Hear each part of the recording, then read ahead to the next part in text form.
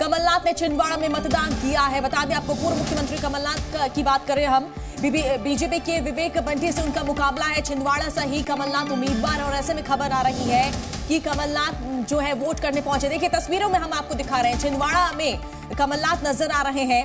मध्य प्रदेश की तस्वीर जहां पर कमलनाथ अपने वोटिंग का अधिकार यहां पर करने के लिए, वोट करने के लिए पहुंचे हुए कमलनाथ तस्वीरों में नजर आ रहे हैं। और जी न्यूज की एक बड़ी टीम लगातार ग्राउंड से रिपोर्ट कर रही है। हमारे साथ अश्विन रिपोर्ट कर रहे हैं जो कि छिंदवाड़ा में ही है, हमारे साथ रविंद्र हैं जो कि रिपोर्ट कर रहे हैं ग्वालियर से, और जी न्यूज की एक बड़ी टीम है यहाँ पर लगातार बनी। रवि त्रिपाठी जो है पाटन से रिपोर्ट कर रहे हैं। Very good morning to all.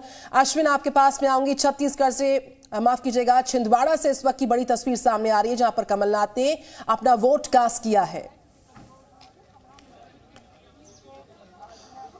जी बिल्कुल, देखिए कमलनाथ अपने परिवार के साथ यहाँ पहुंचे थे, अभी उन्होंने वोटिंग की और यहाँ से गए, लेकिन वोटिंग के ठीक पहले इसी पोलिंग बूथ के पास मौजूद, मैं आपको दूर से दिखाने की कोशिश करता हूँ, जो हनुमान जी का मंदिर है वहाँ पहुँचे थे। वहाँ पर उन्होंने हनुमान जी का दर्शन किया और बातचीत में, जैसा आज सुबह जब हमने उनसे बातचीत की थी तब उन्होंने कहा था कि इस बार का जो चुनाव है वो जनता और बीजेपी के बीच में है और जनता सब कुछ जानती है, जो कांग्रेस को सत्ता में लाएगी, इस तरह का उनका दावा है। साथ ही उनका, जब हमने उनसे सवाल पूछा कि आपके ऊपर लगातार बीजेपी जो है ये आरोप लगाती कि आप करप्शन के लिए, जो एमपी में करप्शन हुआ है उसके जिम्मेदार हैं, 2018 में जो आपकी सत्ता आई थी, करप्शन नाथ उन्हें जो है कहा जाता गया रहा बीजेपी की तरफ से, जिस पर उनका जवाब था कि बीजेपी के कहने से क्या होता है, जनता है वो सब कुछ जानती है। बिल्कुल, देखिए जनता ही एक जनार्दन है और जाहिर सी बात है लोकतंत्र में जनता बहुत अहमियत रखती है।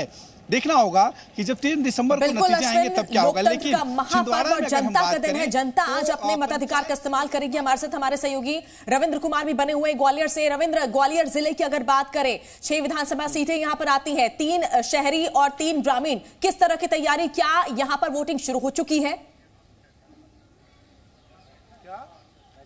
अब बिल्कुल वोटिंग 7 बजे शुरू हो गई थी और कई वोटरों से हम लोगों ने बात भी किया था, चाहे बुजुर्ग हों, व्हील चेयर पर आए हों, फर्स्ट टाइम मतदाता हों, महिलाएं हैं, ये धीरे धीरे वोटिंग के लिए आ गए हैं। हालांकि जो वोटिंग मतदाता हैं वो काफ़ी स्लो गति से यहाँ पर आ रहे हैं, धीरे धीरे आ रहे हैं, लेकिन मतदान होगा, ये सबका मानना है कि ग्वालियर में जो पिछला रिकॉर्ड है वो इस बार टूटेगा, क्योंकि इस बार बहुत से लोगों का ये मानना है कि जो सरकारें हैं उनके जो वायदे हैं, चाहे उन्होंने जो लोक लुभावने वायदे किए हैं उसके आधार पर वोटिंग होगी। लेकिन बीजेपी को उम्मीद है कि ग्वालियर, केवल ग्वालियर शहर या ग्रामीण ही नहीं बल्कि ग्वालियर की तस्वीर हमको दिखा रहे हैं रविंद्र कुमार। रविंद्र, हम लौटते रहेंगे दिन भर आपके पास, साथ ही साथ हमारे साथ रवि त्रिपाठी हैं जो कि पाटन से रिपोर्ट कर रहे हैं। हमारे साथ अश्विन पांडे ने तस्वीर छिंदवाड़ा की दिखाई।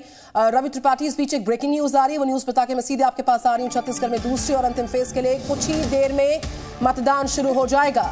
तो आज 22 जिलों की 70 विधानसभा सीटों पर वोटिंग की जाएगी। सीएम बघेल, उप मुख्यमंत्री टीएस सिंहदेव समेत मैदान में कुल 958 उम्मीदवार हैं। छत्तीसगढ़ में आज होने वाले मतदान में करीब 1 करोड़ 63 लाख मतदाता हिस्सा लेंगे, जिनमें से 81.42 लाख पुरुष मतदाता और बता दें आपको 81 लाख से ज्यादा महिला वोटर शामिल हैं। छत्तीसगढ़ में अंतिम चरण के लिए देखिए कई मतदान केंद्र यहां पर बनाए गए हैं। सेकेंड और लास्ट फेज के लिए पोलिंग अब से कुछ ही देर में रवि त्रिपाठी शुरू होने जा रही है। सुबह के 8:01 का समय हो रहा है।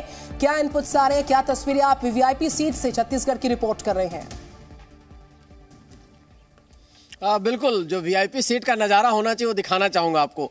वोटर्स कम दिखाई दे रहे हैं लेकिन कैमरे आपको सबसे ज़्यादा दिखाई देंगे। हम तमाम कैमरे वीआईपी सीट का नज़ारा है ये। देखिए लगातार तमाम हमारे मीडिया के साथी जो है, चूँकि भूपेश बघेल यहाँ वोट करने आएंगे और वोट करने शायद 11 बजे के बाद आएंगे, तो ऐसा माना जा रहा है कि उनको पहले था कि 8 से 9 के बीच में आएंगे। इस वजह से मीडिया के तमाम हमारे साथी पहुँच चुके। मतदान शुरू हो गया, 1-2 वोटर अभी अंदर गए हैं। बहुत ज़्यादा उत्साह नहीं है मतदान को लेकर, लेकिन बड़ा इंटरेस्टिंग फैक्ट देख रहा हूँ कि कमलनाथ हनुमान जी के मंदिर जा रहे हैं और भूपेश बघेल राम जी का नाम ले रहे हैं कि राम का ननिहाल है ये, उत्सव वाला प्रदेश है ये। तो राम और हनुमान पे कांग्रेस दाव ज्यादा लगा रही है, सुबह सुबह दाव लगा रही है, क्योंकि धार्मिक कार्ड जो है बीजेपी उसको कैसे कंट्रोल किया जाए, उसको कैसे बैलेंस करके चला जाए। पाटन बड़ा दिलचस्प सीट है। देखिए पाटन में विजय बघेल जो उनके भतीजे हैं वो चुनाव लड़ रहे हैं, तो दूसरी तरफ उन्हीं के पार्टी के सीनियर नेता अजीत जोगी के बेटा अमित जोगी यहाँ से चुनावी मैदान में। तो त्रिकोणीय मुकाबला। देखिए अमित जोगी कोशिश करेंगे कि जितना वोट वो दलित वोट जो कहा जाता है, जो सतनामी वोट है, उसको काट सके। विजय बघेल रवि, त्रिकोणीय महामुकाबला, पाटन हाई प्रोफाइल सीट और